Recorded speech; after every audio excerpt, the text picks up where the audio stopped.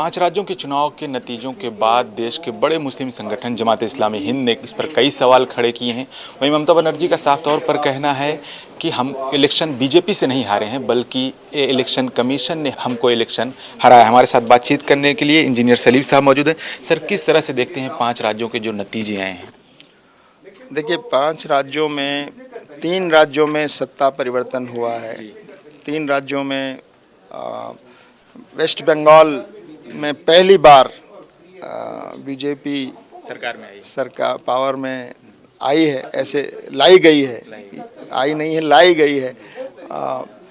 और आसाम में बीजेपी ही की सरकार थी, वही रिपीट हुई है।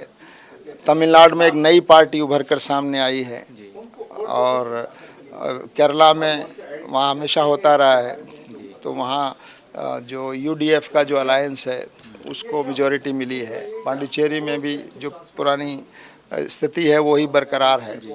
तो ये 5 राज्यों में से 3 राज्यों में बड़ा परिवर्तन आया है, लेकिन इनमें से बंगाल का जो नतीजा है और आसाम में भी जिस तरह से आसाम में जो हुआ है वो नफ़रत की राजनीति और डिवीजन पॉलिटिक्स, उसका इस्तेमाल भरपूर किया गया और बड़े बड़े ऊंचे संवैधानिक पदों पर बैठे हुए लोगों ने किया।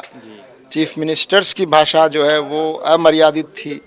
वहाँ के चीफ मिनिस्टर हों या दूसरे राज्यों के चीफ मिनिस्टर जो वहाँ प्रचार के लिए गए, उनकी भाषाएं बड़ी अमर्यादित और असंवैधानिक थी, अनकॉन्स्टिट्यूशनल थी।